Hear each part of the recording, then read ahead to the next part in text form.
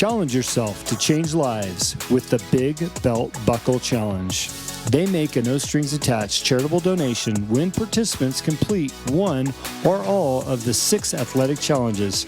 In doing so, they aim to build a worldwide community that transcends sport and encourages people to make a positive lifestyle change while helping those in need. For 2023, a difficult but doable set of challenges has been created by Jeff Privete himself.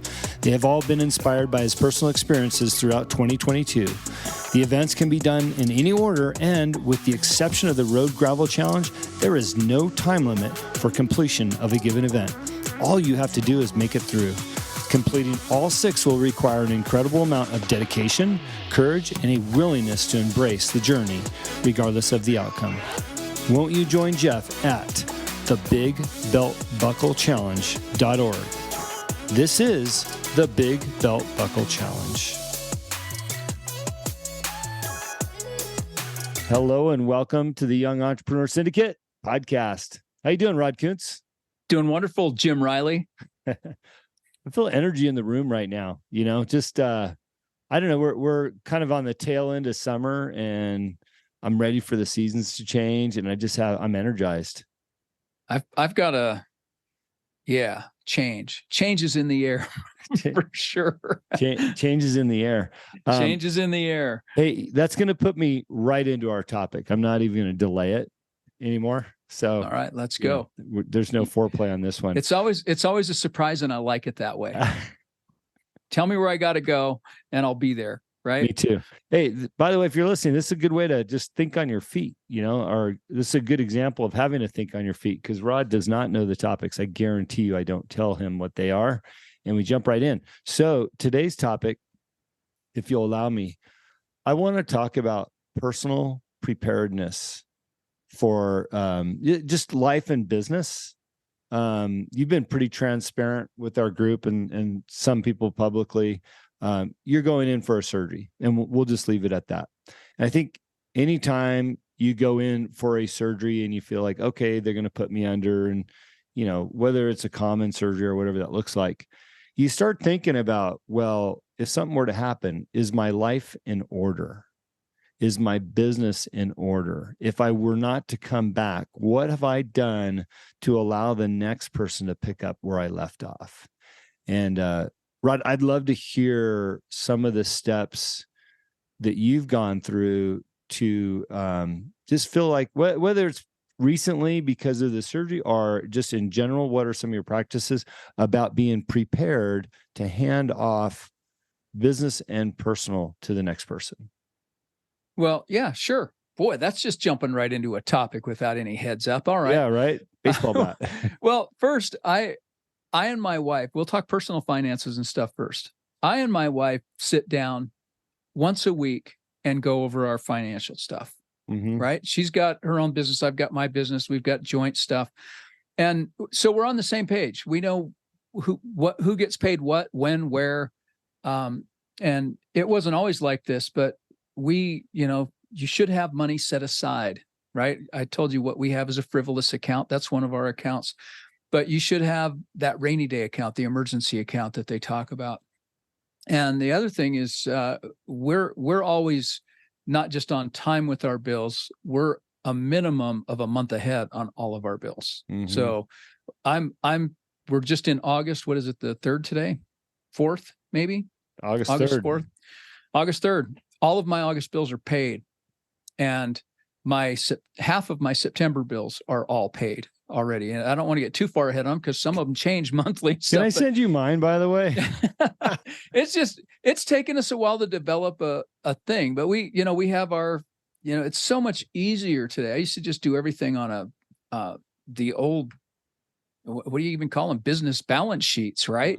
That's what we used to do. And now, there's Excel and there's all these other great tools you can use for budgeting. And so it's taking care of your business and taking care of your personal finances, but make sure your spouse knows what's going on. I've never liked that thing where either the wife is responsible for all the bills or the husband's responsible for all the bills. If it's a household, you're both responsible for all those things. If you're joint on your car or your mortgage or whatever, you better know what's going on with all of it. So I think it's just important to have those conversations, and then you know where the money's going and how much you have and what you can spend and what you shouldn't. And then there are no misunderstandings. And keep in mind, finances is one of the biggest breakers of marriages out there, right? Yeah. It's one of the biggest stress points. So, man, if you're totally transparent and honest and upfront with each other, just start there. And then with business, well, you're not going to get off that easy. Go ahead. Yeah, all right, go on. You're not going to get off easy. How did you build the rapport with your wife to have a one-on-one monthly conversation with finances, or vice versa? Maybe she had it with you. We're of the household where I do all the bills, and that's with intention. And I'm listening. You go, man, that might be a great solution for us too. But so money and finances really, really stress my wife out, like to no end. So in our case, by not having her involved, it relieves that pressure and stress of, any dollar amount's a lot, in Right. her mind. Right. So, but I like your transparency, and I'm just curious how you got to that point and how you deal with the stressor. Let's just hypothetical, you've got a bill in front of you. It's like, well, how are we going to pay this, honey? Like, how do you deal with those challenges when they arise? Obviously it sounds like you got it all organized now, but there's ups and downs, right? Oh gosh, I can tell you. Well, you deal with it. And,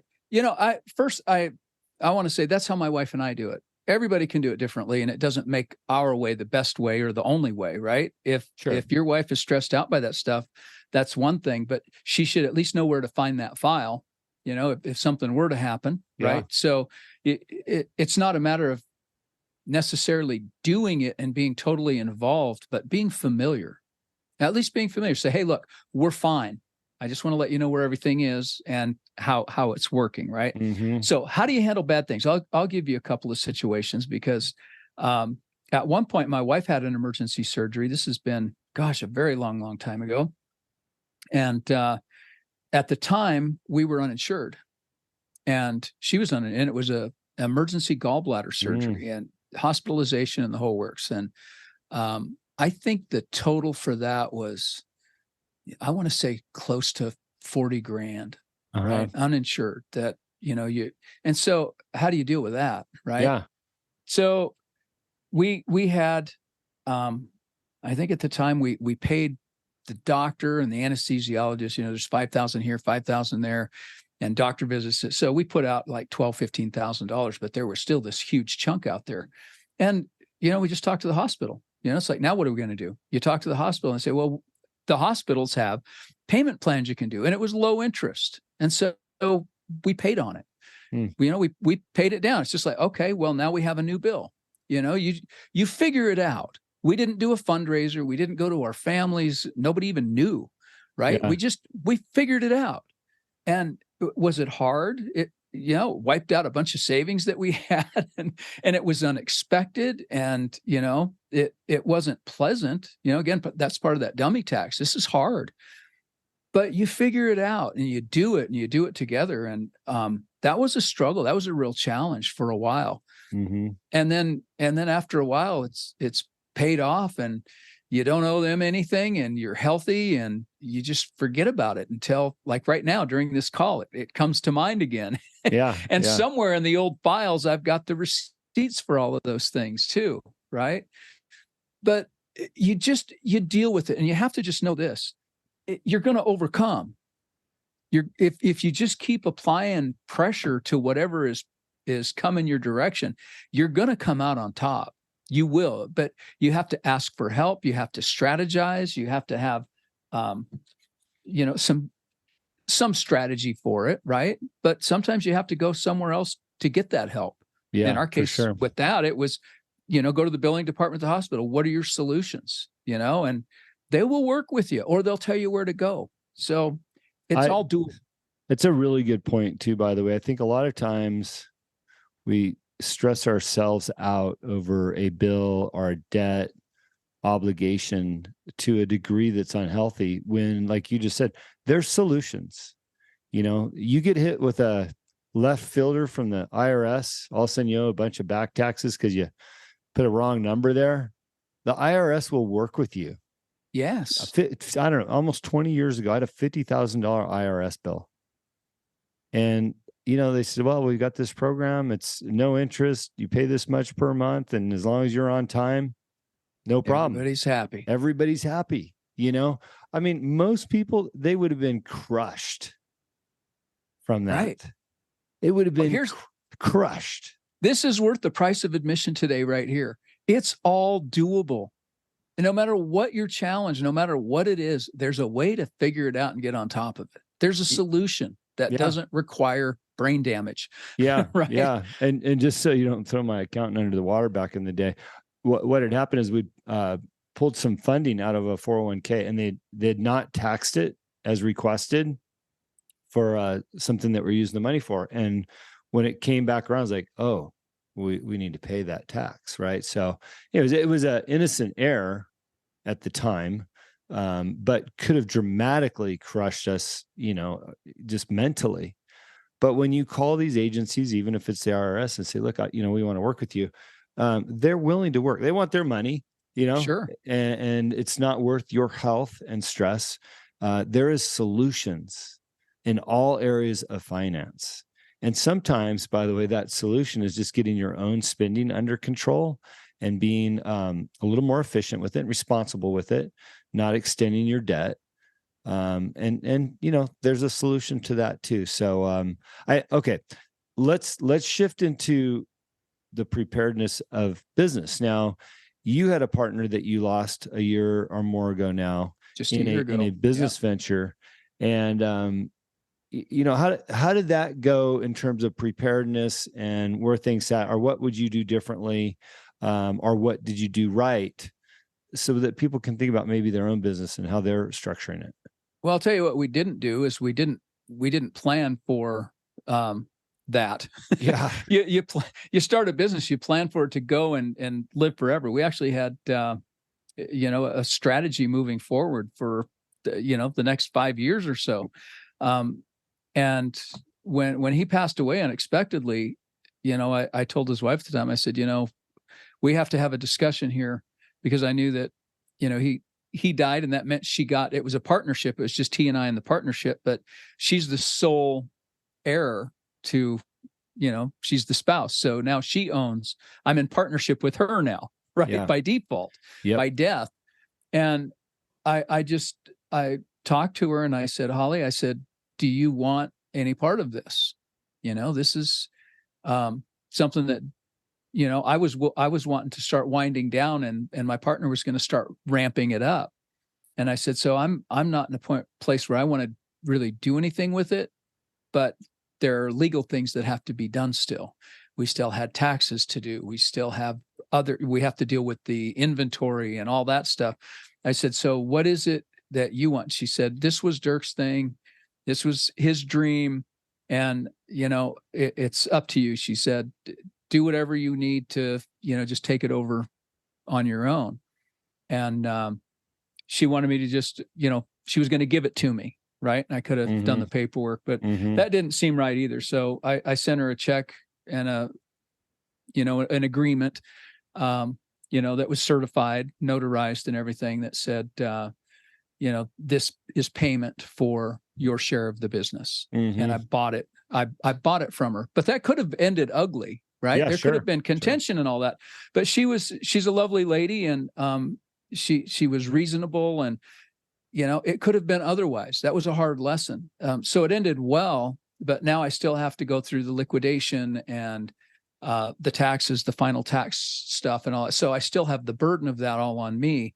And, but it was a learning experience. That's the good news. And it didn't cost me anything necessarily, because everything that we had was, sweat equity and paid for up front. So we didn't know there was no debt involved or anything like that. So I took on nothing but asset.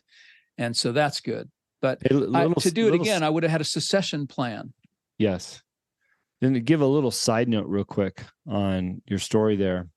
This doesn't relate to your personal story, but when you're in a partnership, or you're building a partnership with somebody, formal agreement, you can have as part of that formal agreement, if your partner were to pass away, In your case, it went to the wife. Well, you Right. can also dictate within those legal documents that that position would be open. The value would go to the wife because that's the value that that person owned.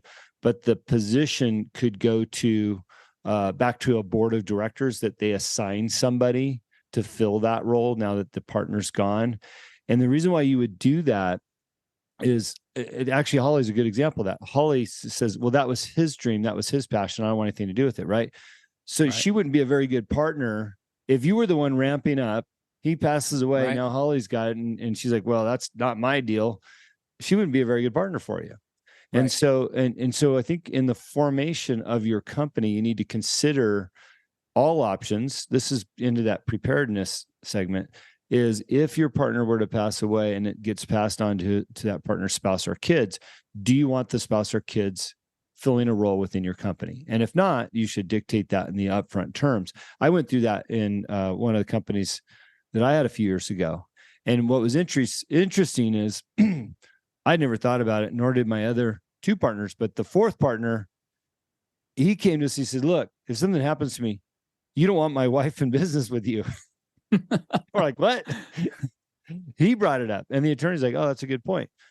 So anyway, I know it's a bit of a sidebar, but when you talk about being prepared in business and planning for the inevitable or for anything, that's how deep you can go with it, is you need to consider all possibilities and what you'd be stuck with if something were to happen. So sorry, I cut you off, but it was important. That's not a cutoff. That's an absolutely great segue into what is important here. And that is, again, this is that dummy tax we were talking about on a previous episode. Yeah. But this is important to plan for worst case scenarios. When you start a business, the last thing you're thinking about is liquidating a business that you're just launching. But you need to put that hat on for 5 minutes, right? You need to sit down and say, what if? What if we get all this money in and we launch this and we put everything into marketing and advertising and it flops, or the economy crashes, or the supply chain dries up, or whatever? What are we going to do? Who's going to be on the hook for it? Or if somebody perishes, who's going to be on the hook for it? That's a conversation that is worth having, and not just worth having, it needs to happen. And it's a good thing for you that one of your partners had the wherewithal to look at that and say, hey, you don't want this to happen. But now we can tell everybody that story. Everyone who's setting up their first LLC, if you're going to a lawyer for it. I met with a lawyer just yesterday, and they were talking about that's what their specialty is LLCs and business and that sort of thing. And you should tell the lawyer, what do we do for cessation plans? What do we do if something happens? Let them start coming up with those options. But if you don't bring it up, doesn't mean they will. Yeah. Right. Yep. I want to give another, as it relates to this topic, it's another industry experience tip about being prepared for the inevitable, or just how you build out a company plan that lasts a long time. As I mentioned, in one of our previous shows about my history with In-N-Out Burger, and people always used to come to me like, how does In-N-Out do it so great? Why are they so awesome? They've been around all these years. Nothing's ever changed, this and that, right? Well, the reality is that the son of the founder, his name was Rich Snyder. Rich was an incredible visionary. Now, his dad was great. He started the company, but it wasn't until Rich ran the company did they have the growth model that they're currently in today. And what Rich did is he looked into the future, 10, 20, 50, 100 years. And he built a plan, a business plan for that company. This is what we will do from here until eternity, right? And this is how we're going to do it. And this is why. And this is the expectations. And it was very, very specific about those goals. Now, Rich passed away after only it felt like a handful of years that he ran the company. And I had a great career working under him. And in a short period of time, my brother became the CEO and the trustee of that company. And I said, Mark, how are you going to do this? Like, those are big shoes to fill. And he says, Jim, I got to tell you, I only have to do one job. Like, what do you mean? He goes, I only got to do one job. And that is the job to continue on the path that Rich put the company on. He goes, everything else is a no. He's like, I just have to follow his plan. As long as I could follow his plan to a T, we will succeed. And my brother was in that role for, I don't know, 20 plus years. And the company Following the plan. He's following the plan. Rich unfortunately passed away in a plane crash unexpectedly.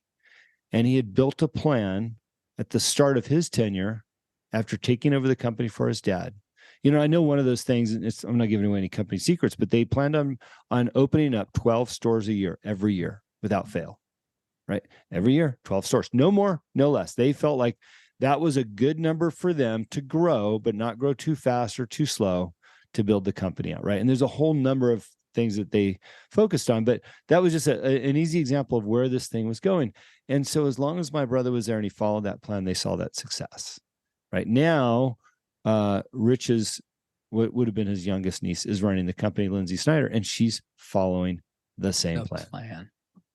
So we're talking about technically what would be like almost 3 generations following the same plan and seeing the success continue to grow.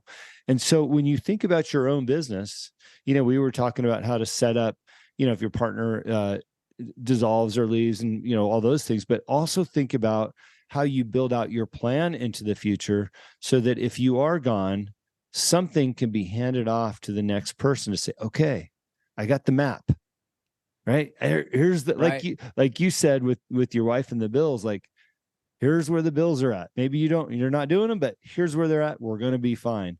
Here's the map to the business. We're going to be fine. Follow the map. Follow the map. Exactly.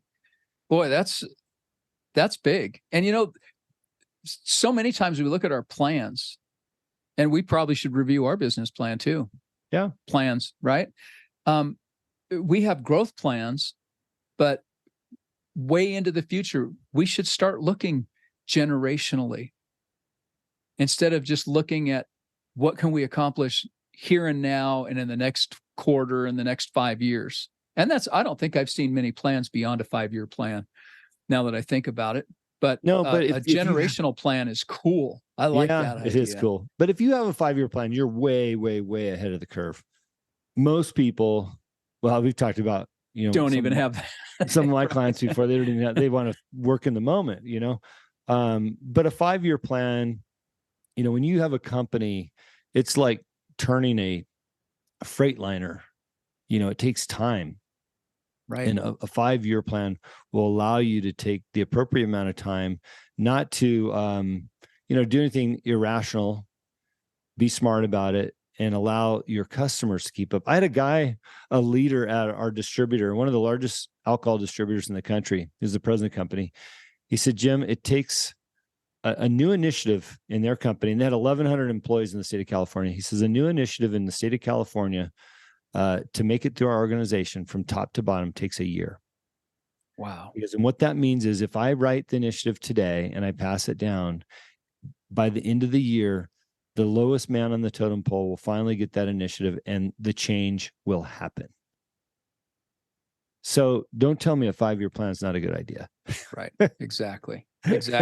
Well, you know what? And it's too easy to get distracted and lose focus. If you're just living in the moment, if you have a plan and you're following the plan, you can still live in the moment.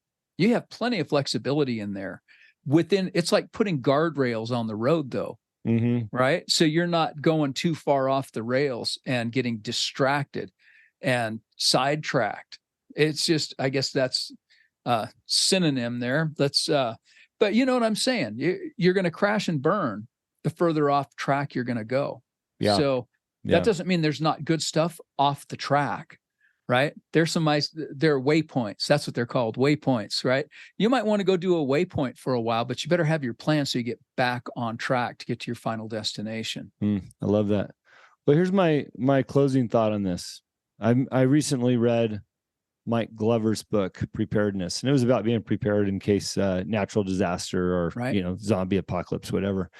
And what I love about what he said in the book the most was to have a state of preparedness within your family unit, but not to the point where it causes alarm. Right.